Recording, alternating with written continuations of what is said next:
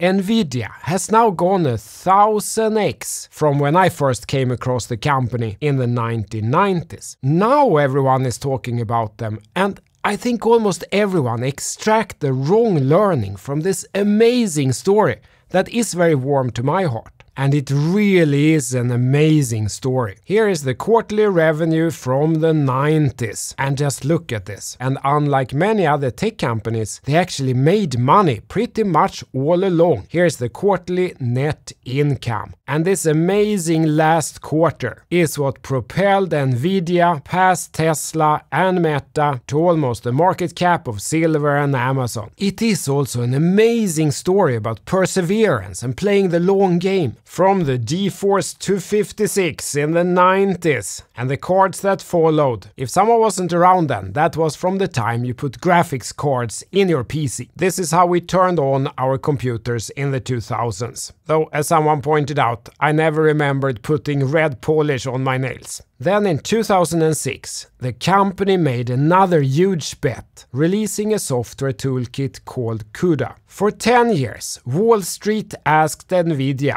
"Why are you making this investment? No one is using it." And they valued it at 0 in our market cap. It wasn't until around 2016, 10 years after CUDA came out, that all of a sudden people understood this is a dramatically different way of writing computer programs. Catanzaro said, "It has transformed speed-ups that then yield breakthrough results in artificial intelligence." So they included this hardware capability in every chip to build up an installed base, taking a hit on profits for 10 years, while honestly no one was really using it for AI. So why did they do that in 2006? That's 17 years ago, almost 20 years. Of course they realized the potential of AI already then. That was not difficult to do.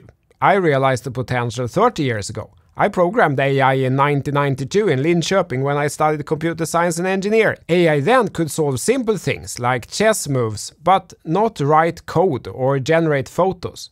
It took another 30 years until it became really useful. The takes I see now on the internet is that you could have predicted this AI boom for this or that reason. I don't think so. Nvidia themselves basically misjudged the timing of this explosion by almost 2 decades. Now we tell it as a success story, but for sure they thought it would take a couple of years, not a couple of decades. Or they wouldn't have included those capabilities then, they would have included them slightly later. Prediction is very difficult, especially if it's about the future. Niels Bohr. And if we look at the latest quarterly report, out of 13.5 billion in revenue, data center revenue was 10.3 billion, up 141% from the previous quarter. So AI is driving much of this revenue and profit. And they announced the next generation, the DH200 Grace Hopper superchip and so on. And the H100 chip, named after computer scientist Grace Hopper, so it's not Grasshopper, is sought after by just about everyone right now. Because it is the processor that is driving much of the generative AI revolution. And now basically everyone are trying to get their hands on these chips, creating a lack of supply, and basically these chips become like gold during the gold rush, and US want to stop them from exporting it to China. So I don't think the profits will stop here. There is still enormous shortage of these chips. But I don't think you could predict that AI would explode in 2022 and 2023. I think that's the wrong take and the wrong learning. After the event, it's easy to say that you could have predicted it. But if you try to repeat that for the next company, I don't think you're going to be successful. I've been at the heart of this since 1992, and I couldn't have guessed the timing. Instead, there is another way you can approach this, which is repeatable.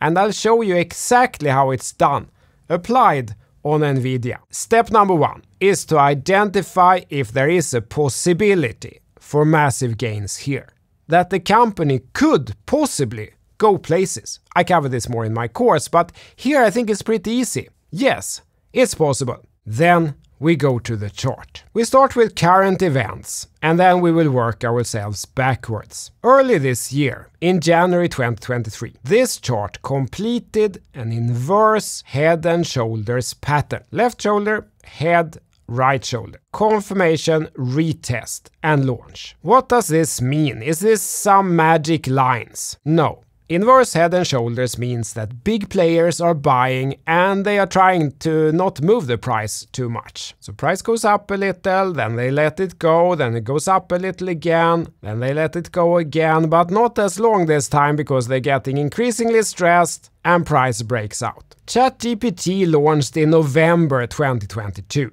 That was over here. Clearly, big players saw this coming, and after ChatGPT, basically no one could miss it. So they were getting stressed here, trying to load up on as much stock as possible, on as low prices as possible, without price starting to run away too soon. On short time frames, on daily candles, Lars Online turned gold already in the middle of that formation, and held gold ever since. That was at about $166. Then shortly after the confirmation of the pattern, it flipped gold also on the weekly time frame, confirming this move. This is a super certain situation. Bullish chart pattern confirmed. Lars Online gold on both daily and weekly. Whales are busted. We know that they are buying, whatever they are saying on social media, that the run is already over or whatever. We can see it. It's difficult to hide in the chart. And sure enough, 100% plus move followed, with very little downside risk, because we have such a clear invalidation level,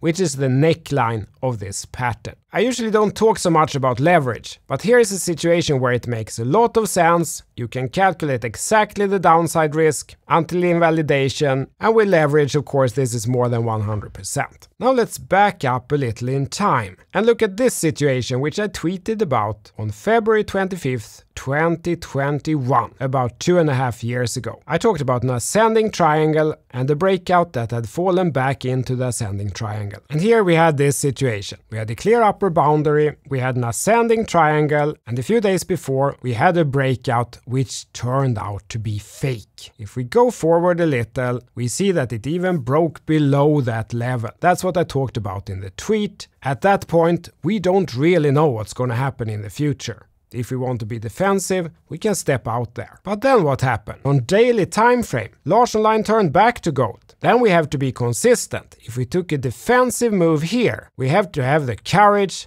to go back into the trade. And sure enough, it continued up from there with no more blue flips even on the daily. Then let's go back a little further in time to the previous tricky situation before that. The previous time Lars Online was blue on the weekly time frame, which was here in 2019. Let's zoom in. Here in 2019, I had just opened my Lars Online process to the public, and I actually had one guy who called me now during the summer and said that he took this gold flip on the weekly after this ascending triangle breakout. You see it's an ascending triangle here, right? Horizontal level and higher lows. Broke out, confirmation on the breakout, and Lars Online gold flip followed just after. In current price levels, that is up 10x from then until now. 10x. Now if you're really awake, you might ask, so why did he hold through this blue flip over here? He didn't have to. He could have played safe and re-entered with even more funds at the breakout, because we had even higher confidence then if staying on the 1 week candles.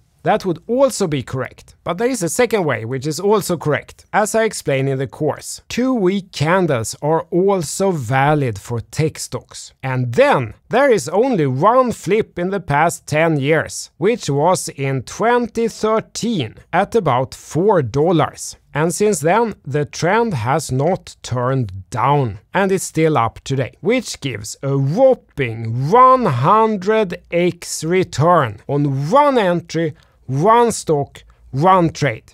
You see it here for yourself. This way of thinking is repeatable. I've shown you so many examples over the years. Tech stocks and crypto. You know it's true. You don't need to get the timing right. You just need to identify a possibility and then react and follow the trend.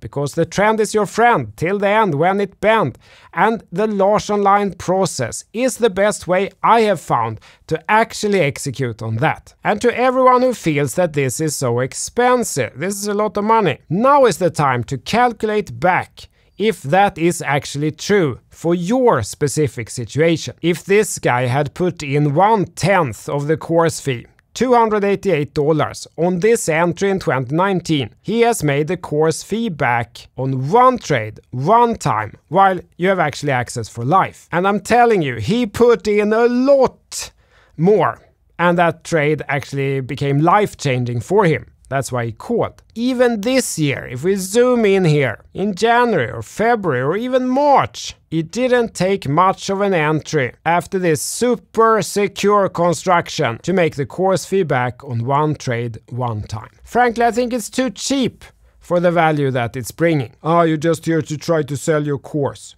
No, guys, I'm trying to help you, but I can't do that if you're not willing to study and take investing seriously. You're not gonna make it any other way. That is the hard truth. You don't have to get my course and process, but then you have to get somebody else's. Past results are not a guarantee for the future and all that. But education, processes and tools are helpful in the market. I don't think anyone contests that. Then there is just continuous improvement, continuous learning. Try to get a little better every time. Some people ask, what is the minimum size of a trading portfolio you should have in order to invest in education like this? Well, I don't think there is one, because most people lose money trading. It's better to start getting wins, start feeling confident. Then you'll be more motivated to study more and gradually add more capital as you get better. It becomes a positive circle where both capital and learnings compound. The wrong way to do it, I think, is to start with a lot of money and less knowledge and tools and start by losing money. Looking forward, at least I don't see global technology like Nvidia, like crypto, becoming less important in our lives. Quite the opposite. Global technology is just becoming more and more important, and nothing has changed in how these assets behave in the markets. If you go back and study the past and compare with the present, the structure and the behaviors are exactly the same. So if you've been on the fence, I hope this Nvidia case won you over. The value is indisputable, I think. If you want to join us, you go to ctolarsson.com and press Course and Indicator. Any questions, just email me. You can use this info address here. I'm delighted that innovation and the long-term game like Nvidia has played so well still works. I love it. So what about entering Nvidia now? Is now an entry? Nah, the entries were where I showed you.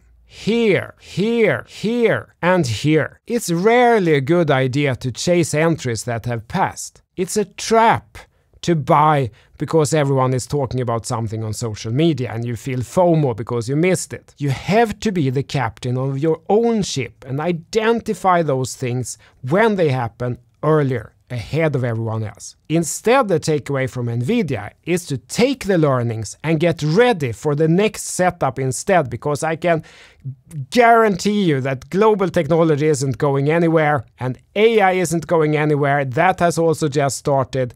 AI will create new applications and change most of the old applications in ways we can't even imagine. Running on the Nvidia Grace Hopper superchip. Of course, it can regenerate your language. So instead of compression, stream, and decompression, in the future, communications will be perceive, stream, and reconstruction, regeneration. We're working with some 1,600 generative AI startups. Just utterly incredible. There's no question that we're in a new computing era. You don't have to just AI, this generation, this computing era, does not need new applications. It can succeed with old applications, and it's going to have new applications. What a time to be alive, guys, and so many great investment opportunities in global technology. The intersection of tech and investment is the place to be. I love it. Thank you, tack. CTO Larsson out. Hej då.